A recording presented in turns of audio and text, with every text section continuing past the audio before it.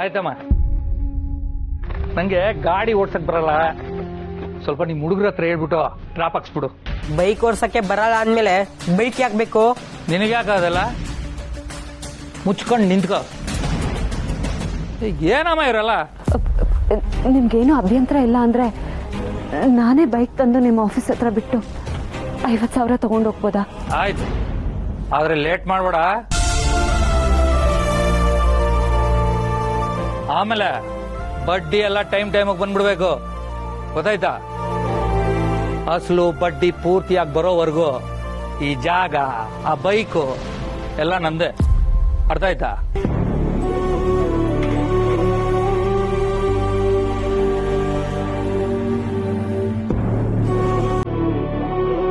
ಬರ್ತೀನಿ.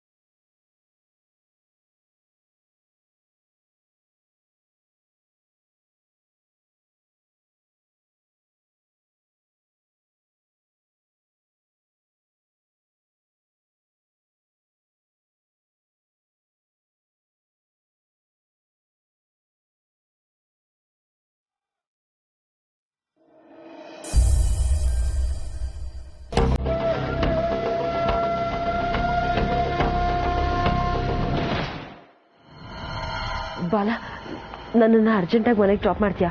ಅರೆ, ಇದ್ದಕ್ಕಿದ್ದಾಗೆ ಓಡ್ತೀನಿ ಅಂದ್ರೆ ಏನ್ ಅರ್ಥ ದಿವ್ಯಾ? ಮೊದಲು ನಿನ್ ಡಿಸಿಷನ್ ಏನು ಅಂತ ಹೇಳು, ಆಮೇಲೆ ಬೇಕಾದ್ರೆ ಮದ್ವೆ ಬಗ್ಗೆ ಮಾತಾಡೋಣ. ಈಗ ಇದ್ದಕ್ಕಿದ್ದಾಗೆ ನಿಂತ ಜಾಗದಲ್ಲಿ ಎಲ್ಲಾ ವಿಷಯ ಹೇಳು ಅಂದ್ರೆ ತುಂಬಾ ಕಷ್ಟ ಆಗತ್ತೆ ಬಾಲ. ನನಗೆ ಎಂಗೇಜ್ಮೆಂಟ್ ಆಗಿದೆ. ಎಂಗೇಜ್ಮೆಂಟ್ ಆಗಿರೋ ಸಂಬಂಧನ ಏನೂ ಕಾರಣ ಇಲ್ಲದೆ ರಿಜೆಕ್ಟ್ ಮಾಡೋದು ಅಂದ್ರೆ ಎಷ್ಟು ಕಷ್ಟ ಗೊತ್ತಾ? ಹಾಗಾದ್ರೆ ಏನೂ ಕಾರಣ ಇಲ್ಲದೆ ನನ್ ಪ್ರೀತಿನ ರಿಜೆಕ್ಟ್ ಮಾಡ್ಬೋದು ಅಲ್ವಾ ದಿವ್ಯಾ?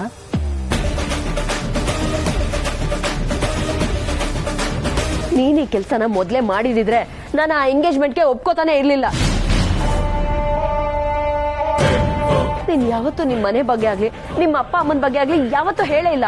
ಅಂದ್ರೆ ನೀನ್ ಪ್ರೀತಿಸಿದ್ದು ನನ್ನನ್ನು ಅಥವಾ ಈ ಮನೆ ಆಸ್ತಿ ಪಾಸ್ತಿ ನಮ್ಮ ಅಪ್ಪ ಅಮ್ಮನ ಮಾತುಗಳನ್ನು? ಪ್ರೀತಿಸಿದ್ ನಿನ್ನೇ ಆದ್ರೂ ಮದ್ವೆ ಅಂತ ಬಂದಾಗ ಮನೆಯವರ ಅಭಿಪ್ರಾಯ ತುಂಬಾ ಮುಖ್ಯ ಆಗುತ್ತೆ. ಅದಕ್ಕೆ ನಿಮ್ ಮನೆಯವ್ರ ಜೊತೆ ಮಾತಾಡು ಅಂತ ನಮ್ಮ ಅಪ್ಪ ಅಮ್ಮ ನಿನಗೆ ಹೇಳ್ತಿರೋದು. ಪ್ಲೀಸ್ ಯೋಚನೆ ಮಾಡಕ್ಕೆ ಟೈಮ್ ಕೊಡು. ನಿನ್ ಜಾಗದಲ್ಲೇ ಹೇಳು ಅಂದ್ರೆ ಆಗಲ್ಲ. ಅಂದ್ರೆ ನಾನ್ ನಿನಗ್ ಬೇಡವಾ ದಿವ್ಯಾ? ನಾನು ಆ ರೀತಿ ಎಲ್ಲಿ ಹೇಳ್ದೆ ಬಾಲ? ನಾನು ನಿನ್ನನ್ನು ಪ್ರೀತಿಸಿದ್ದೀನಿ, ನಿನ್ನನ್ನು ಬೇಡ ಅಂತ ಹೇಗೆ ಹೇಳಿ? ಪ್ಲೀಸ್ ಅರ್ಥ ಮಾಡ್ಕೊ, ನನಗೊಂದು ಸ್ವಲ್ಪ ಟೈಮ್ ಕೊಡು. ಈಗ ನಾನು ಹೊರಡ್ಬೇಕು, ನನ್ನನ್ನು ಡ್ರಾಪ್ ಮಾಡ್ತೀಯಾ? ನೀನ್ ಹೋಗ್ಬೇಕು ಅನ್ನೋದಾದ್ರೆ ಕ್ಯಾಬಲ್ಲಿ ಹೋಗು, ನಾನ್ ಡ್ರಾಪ್ ಮಾಡಲ್ಲ.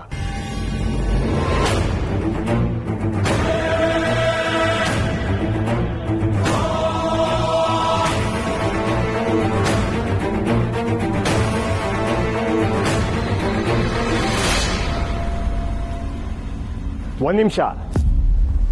ನಮ್ಮ ಅಪ್ಪ ಅಮ್ಮ ಯಾವತ್ತೂ ಯಾರನ್ನೂ ಏನೂ ಕೇಳಲ್ಲ. ಇದೇ ಮೊದಲನೇ ಸಲ ನನ್ನ ಮದ್ವೆ ಬಗ್ಗೆ ನಿನ್ನ ಹತ್ರ ಕೇಳಿರೋದು. ಅವ್ರು ಅನ್ಕೊಂಡಿರೋದನ್ನ ಎಷ್ಟೇ ಕಷ್ಟ ಆಗ್ಲಿ, ಯಾರೇ ಅಡ್ಡ ಬರ್ಲಿ, ಮಾಡೋವರೆಗೂ ಬಿಡಲ್ಲ.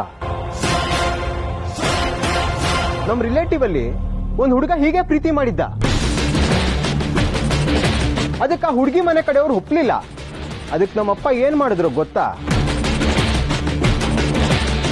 ಚೀಫ್ ಮಿನಿಸ್ಟರ್ ಹತ್ರ ಮಾತಾಡಿ ಸೆಂಟ್ರಲ್ ಮಿನಿಸ್ಟರ್ ಇನ್ಫ್ಲೂಯೆನ್ಸ್ ತಗೊಂಡು ಸಿಟಿ ಕಮಿಷನರ್ ಪ್ರೊಟೆಕ್ಷನ್ ಅಲ್ಲಿ ಅವರಿಬ್ರಿಗೂ ಮದ್ವೆ ಮಾಡಿದ್ರು.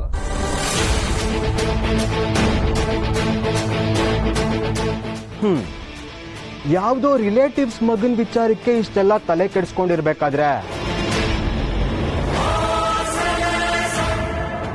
ಇನ್ನವ್ರ ಸ್ವಂತ ಮಗ ನಾನು, ನನ್ನ ವಿಚಾರಕ್ಕೆ ಎಷ್ಟೆಲ್ಲ ತಲೆ ಕೆಡಿಸ್ಕೋಬಹುದು. ನೀನೇ ಯೋಚನೆ ಮಾಡು. ನೋಡೋದಿದ್ಯಾ, ತಲೆ ಮೇಲೆ ತಲೆ ಬಿದ್ದು ನೀನು ತಾಳಿ ಕಟ್ಟವನು ನಾನೇ.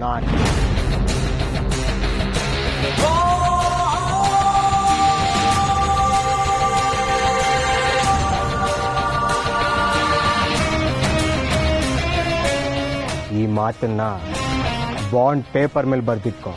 ನೀನ್ ಟೈಮ್ ಕೇಳಿದೆ ಅಲ್ವಾ, ತಗೋ. ಆದ್ರೆ ನಿನಗೆ ಎಷ್ಟು ಬೇಕೋ ಅಷ್ಟಲ್ಲ, ನನಗೆ ಸಾಕು ಅನ್ನೋ ಅಷ್ಟು.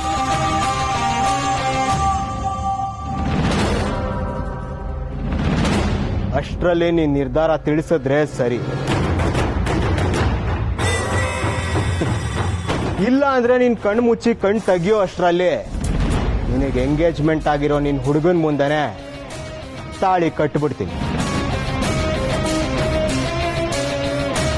ಬಾ, ಡ್ರಾಪ್ ಮಾಡ್ತೀನಿ.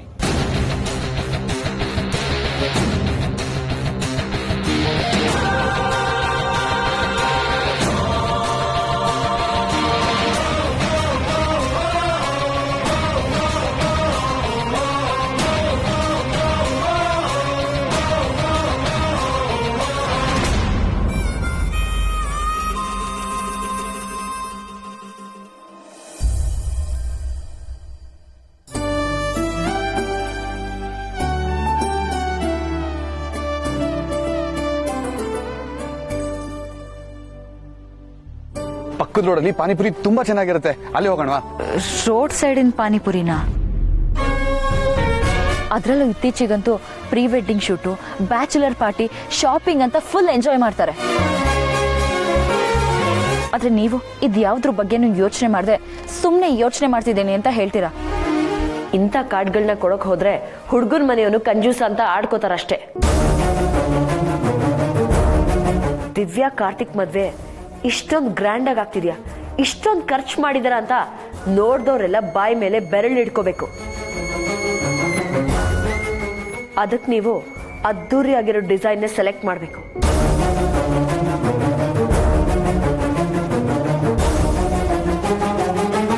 ಮೋಸ್ಟ್ಲಿ ದಿವ್ಯಾ ಮತ್ತೆ ನನ್ನ ಮಧ್ಯೆ ಗ್ಯಾಪ್ ಆಗಿರೋದು ಲೈಫ್ ಬಗ್ಗೆ ಇಬ್ರು ಬೇರೆ ಬೇರೆ ತರ ಯೋಚನೆ ಮಾಡೋದೇ ಅನ್ಸುತ್ತೆ.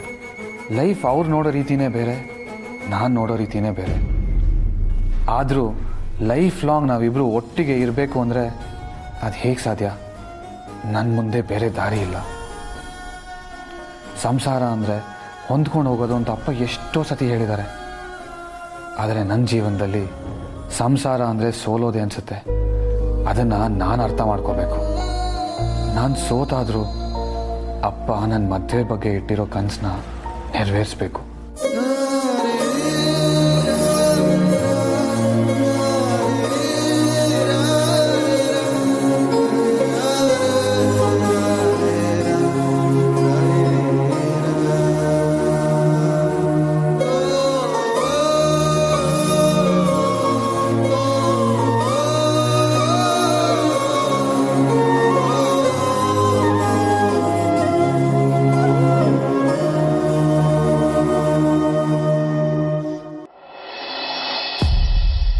ಇದೇ ಲಾಸ್ಟ್ ಗಡಿ ಕಂಡ್ರೋ, ನಾಳೆ ವಾಷಿಂಗ್ ಕೊಡ್ಬೇಕಷ್ಟೇ.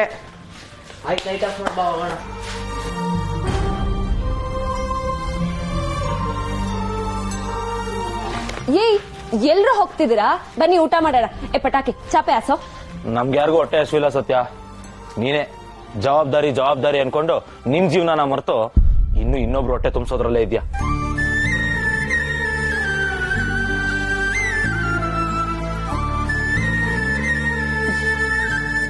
ನೀನ್ ಹೇಳ್ದಾಗೆ ಜವಾಬ್ದಾರಿಗೋಸ್ಕರ ನಾನ್ ನನ್ನ ಜೀವನ ಮರ್ತಿಲ್ಲ ಕಣೋ. ಜವಾಬ್ದಾರಿನೇ ನನ್ನ ಜೀವನ ಅನ್ಕೊಂಡಿದ್ದೀನಿ. ಅದು ತಪ್ಪೇನೋ?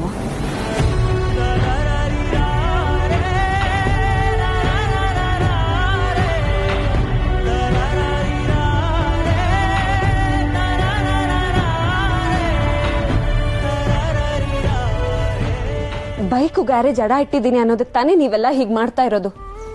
ಅಡ ಇಟ್ಟಿದ್ದೀನಿ ನನ್ ಮಾತ್ರಕ್ಕೆ ಅದನ್ನ ಬಿಡಿಸ್ಕೊಳ್ಳೋ ಶಕ್ತಿ ನನಗಿಲ್ವೇನ್ರೋ? ಇವತ್ತಲ್ಲ ನಾಳೆ ಅದನ್ನ ಬಿಡಿಸ್ಕೋತೀನಿ ಕಣ್ರೋ. ಆದ್ರೆ ಇವತ್ ಅಕ್ಕ ಇಷ್ಟಪಟ್ಟ ಹಾಗೆ ಮದುವೆ ಮಾಡ್ಲಿಲ್ಲ ಅಂದ್ರೆ ಆ ಕೊರಗು ಜೀವನ ಪರ್ಯಂತ ನನಗಿರುತ್ತೆ ಅಲ್ವೇನ್ರೋ? ಅದಕ್ಕೆ ಹೀಗೆಲ್ಲ ಮಾಡ್ದೆ. ಅದ್ ತಪ್ಪೇನ್ರೋ?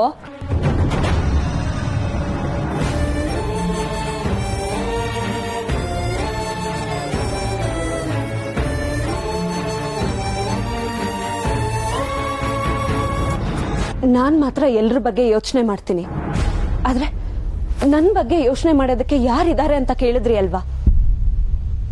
ಯಾಕೆ ನನ್ ಬಗ್ಗೆ ಯೋಚನೆ ಮಾಡೋದಕ್ಕೆ ನೀವಿಲ್ವೇನ್ರೋ?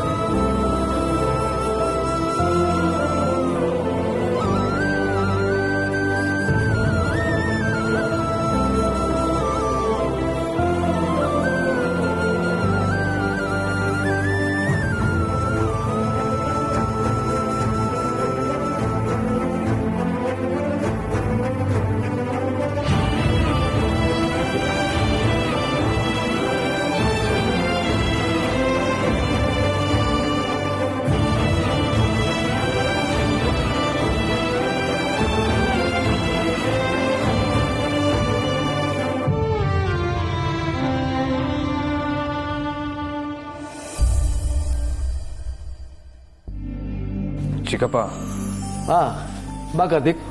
ಕೊನೆಗೂ ನೀನ್ ಸೆಲೆಕ್ಟ್ ಮಾಡಿ ಕಾರ್ಡ್ಗೆ ಅಪ್ರೂವ್ ಸಿಕ್ತಾ? ಪ್ರಿಂಟಿಗೆ ಕೊಡ್ಲಾ? ಚಿಕ್ಕಪ್ಪ, ಬೇರೆ ಯಾವ್ದಾದ್ರು ಕಾಸ್ಟ್ಲಿ ಆಗಿರೋ ಗ್ರ್ಯಾಂಡ್ ಆಗಿರೋ ಡಿಸೈನ್ ಸೆಲೆಕ್ಟ್ ಮಾಡಿ ಪ್ರಿಂಟ್ ಕೊಟ್ಬಿಡಿ. ಕಾಸ್ಟ್ಲಿ ಆಗಿರೋದು ಗ್ರ್ಯಾಂಡ್ ಆಗಿರೋದಾ? ಯಾಕೋ ಇದೇ ಚೆನ್ನಾಗಿದೆಯಲ್ಲ. ಆದ್ರೆ ಕಾಸ್ಟ್ಲಿ ಅಲ್ವಲ್ಲ.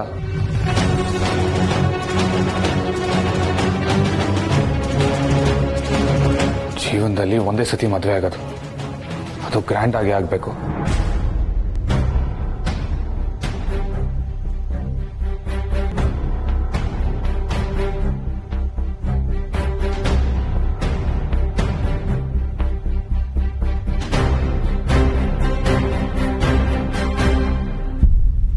ಸರಿ, ಹಾಗಿದ್ರೆ ನಾನು ಬೇರೆ ಡಿಸೈನ್ ತರಿಸ್ತೀನಿ, ನೋಡಿ ಸೆಲೆಕ್ಟ್ ಮಾಡು. ಪರವಾಗಿಲ್ಲ ಚಿಕ್ಕಪ್ಪ, ನಾನು ಸೆಲೆಕ್ಟ್ ಮಾಡೋದೇನು ಬೇಕಾಗಿಲ್ಲ, ನೀವೇ ಸೆಲೆಕ್ಟ್ ಮಾಡಿ. ಡಿಸೈನ್ ಹೇಗಿದೆ ಅನ್ನೋದಕ್ಕಿಂತ ಅದು ಎಷ್ಟು ಕಾಸ್ಟ್ಲಿ ಆಗಿದೆ, ಎಷ್ಟು ಗ್ರ್ಯಾಂಡ್ ಆಗಿದೆ ಅನ್ನೋದೇ ಮುಖ್ಯ. ಅಂಥದ್ದು ಯಾವುದನ್ನಾದರೂ ನೀವೇ ಸೆಲೆಕ್ಟ್ ಮಾಡಿ ಪ್ರಿಂಟ್ ಕೊಟ್ಬಿಡಿ.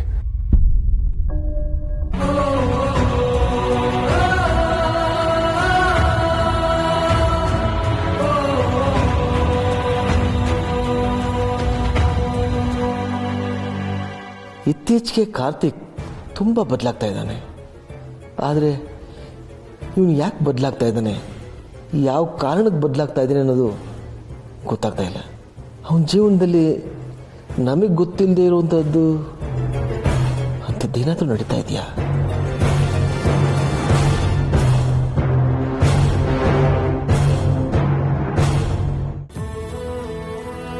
ನಾನ್ ನಮ್ಮ ಮನೆಯವ್ರಿಗೋಸ್ಕರ ದುಡಿಬಹುದು, ಆದ್ರೆ ನೀವು ನನ್ ಖುಷಿಗೋಸ್ಕರ, ನನ್ ಜೀವನಕ್ಕೋಸ್ಕರ ಎಷ್ಟೆಲ್ಲ ಪರದಾಡ್ತೀರಾ, ಎಷ್ಟೆಲ್ಲ ಯೋಚನೆ ಮಾಡ್ತೀರಾ ಅಂತ ನನಗೆ ಗೊತ್ತು ಕಣ್ರೋ.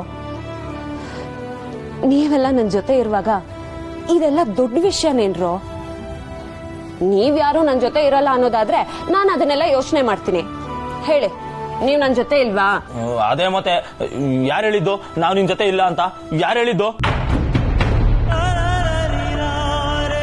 ಹಾಗೇನಾದ್ರೂ ಯಾರಾದ್ರೂ ಹೇಳಿದ್ರೆ ಅವ್ರನ್ನಂತೂ ನಾವು ಸುಮ್ಮನೆ ಬಿಡಲ್ಲ. ನಾವು ಬದುಕಿರುವವರೆಗೂ ನಿನ್ ಜೊತೆ ಇದ್ದೇ ಇರ್ತೀವಿ ಸತ್ಯ. ನೀನ್ ಎಲ್ಲೇ ಇದ್ರು, ಯಾವ್ದೇ ದಾರಿಲಿ ನಡೆದ್ರು, ಏನೇ ಡಿಸಿಷನ್ ತಗೊಂಡ್ರು ನಾವೆಲ್ಲ ನಿನ್ ಜೊತೆ ಇರ್ತೀವಿ. ನಮ್ಮನೆಯವ್ರಿಗೋಸ್ಕರ ನೀನೇನೆಲ್ಲ ಮಾಡಿಲ್ಲ, ಅಂತದ್ರಲ್ಲಿ ನಿಮ್ಮನೆಯವ್ರಿಗೋಸ್ಕರ ನೀನ್ ದುಡಿತೀನಿ ಅಂದಾಗ ನಾವೆಲ್ಲ ನಿನ್ ಜೊತೆ ಇರಲ್ವಾ? ಇಷ್ಟು ಸಾಕು ಕಣ್ರು, ನನಗೆ ಆನೆ ಬಲ ಇದ್ದ ಹಾಗೆ.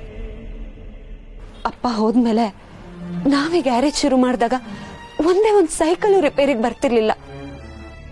ಆದ್ರೆ ಈಗ ಜನಗಳಿಗೆ ನಮ್ಮ ಮೇಲೆ, ನಮ್ಮ ಕೆಲ್ಸದ ಮೇಲೆ ನಂಬಿಕೆ ಬಂದಿದೆ. ಗ್ಯಾರೇಜ್ ಚೆನ್ನಾಗ್ ಆಗ್ತಿದೆ. ನೀವೆಲ್ಲ ನನ್ನ ಜೊತೆ ಇದ್ರೆ ನಾನು ಅಂದ್ಕೊಂಡಿದ್ದನ್ನೆಲ್ಲ ಸಾಧಿಸ್ತೀನಿ ಅನ್ನೋ ಧೈರ್ಯ ನನಗಿದೆ. ಅದೇ ಸತ್ಯ. ನನಗೆ ಡೌಟು, ನಮ್ಮ ಮೇಲೆ ನಮ್ಗಿಂತ ಜಾಸ್ತಿ ನಿನ್ಗೆ ಧೈರ್ಯ ಇದೆ. ಈ ಮಾತಿಗೆ ಏನು ಕಡಿಮೆ ಇಲ್ಲ. ಈಗಿನ್ನೂ ಅರೇಂಜ್ ಆಗಿರೋದು ಬರೀ 1.5 ಲಕ್ಷ ಅಷ್ಟೇ ಕಣ್ರು. ಇರ್ಲಿ, ದೇವ್ರೇನೋ ದಾರಿ ಮಾಡ್ತಾನೆ. ಆದ್ರೆ ನೀವೆಲ್ಲ ಕೋಪ ಮಾಡ್ಕೊಂಡು ನನ್ನನ್ನು ಈ ರೀತಿ ದೂರೋದಾಗ್ಲಿ ಅಥವಾ ನನ್ನಿಂದ ದೂರ ಹೋಗೋದಾಗ್ಲಿ ಮಾಡಿದ್ರೆ ಎಲ್ರು ಇದ್ದು ನಾನು ಅನಾಥೆ ಆಗ್ಬಿಡ್ತೀನಿ ಕಣ್ರು. ಏನ್ ಸತ್ಯ ನೀನ್ ಹಿಂಗ್ ಮಾತಾಡ್ತಾ ಇದ್ಯಾ? ಬಿಡ್ತು ಅನ್ನೋ. ನೋಡು, ನಮ್ಗೊಂದ್ ಜೀವನ ಸಿಕ್ಕಿದೆ ನಿನ್ನಿಂದ, ಅಂತದ್ರಲ್ಲಿ ಇಷ್ಟಕ್ಕೆಲ್ಲ ನಿನ್ನ ದೂರ ಮಾಡ್ಕೋತೀವ? ಇಲ್ಲ ಸತ್ಯ, ನಿನ್ ಜವಾಬ್ದಾರಿ ಹೊರಕ್ಕೆ ನಮ್ಮ ಎದುರು ಕೊಡ್ತೀವಿ. ಹೌದು ಸತ್ಯ, ಈಗ ನಿನ್ನ ಹತ್ರ ಇರೋದು 1.5 ಲಕ್ಷ ಅಲ್ಲ, 1,75,000.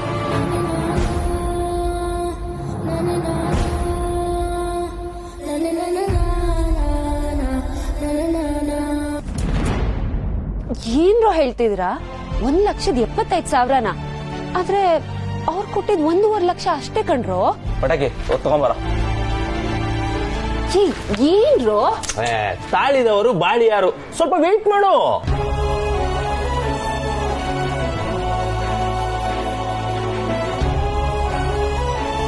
ತಗೋ ಸತ್ಯ, ಇಟ್ಕೋ. ಏನ್ರೋ ಇದೆಲ್ಲ? ನಾವು ಕಷ್ಟಪಟ್ಟು ಕುಡಿಕಿರೋ ಹಣ ಸತ್ಯ. ಅದು ಕೂಡಿಟ್ಟಿರೋದಾ? ಹೌದು ಸತ್ಯ. ಹೋದ್ ತಿಂಗಳು ಹಬ್ಬಕ್ಕೆ ಅಂತ ಬೋನಸ್ ಕೊಟ್ಟಿದ್ದಲ್ಲ, ಅದ್ರಲ್ಲಿ ಮನೆಗೆ ಹೇಳಿರ್ಲಿಲ್ಲ, ಸ್ವಲ್ಪ ಖರ್ಚು ಮಾಡಿ ಸ್ವಲ್ಪ ಎತ್ತಿಟ್ಕೊಂಡಿದ್ವಿ, ಅದನ್ನೇ ಕೊಟ್ಟಿರೋದು.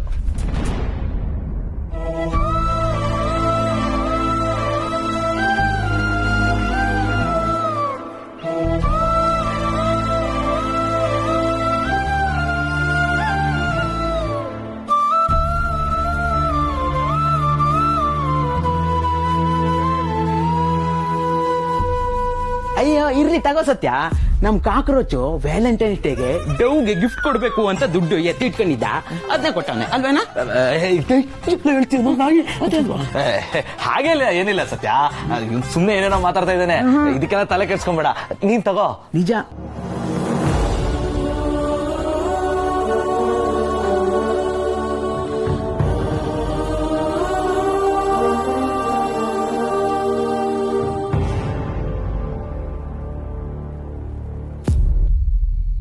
ನಿಮ್ಮ ಹತ್ರ ನಾನ್ ದುಡ್ಡು ತಗೊಳ್ಳೋದ?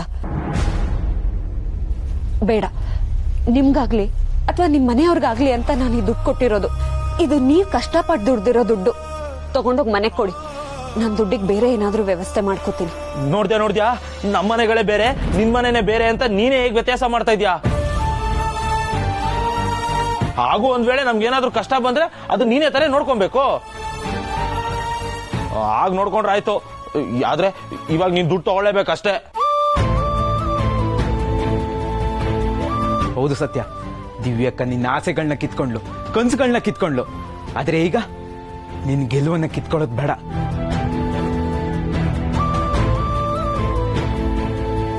ಅವ್ರ ಮುಂದೆ ನೀನ್ ಸೋಲ್ಬಾರ್ದು ಸತ್ಯ. ನೀನ್ ಸೋಲೋದನ್ನ ನಾವು ಸಹಿಸ್ಕೊಳಕ್ ಆಗಲ್ಲ. ನೋಡು, ನೀನು ನಮ್ಮನ್ನ ದೂರ ಮಾಡಲ್ಲ ಅನ್ನೋದಾದ್ರೆ ಈ ದುಡ್ಡು ತಗೊಳ್ಳೇಬೇಕಷ್ಟೇ.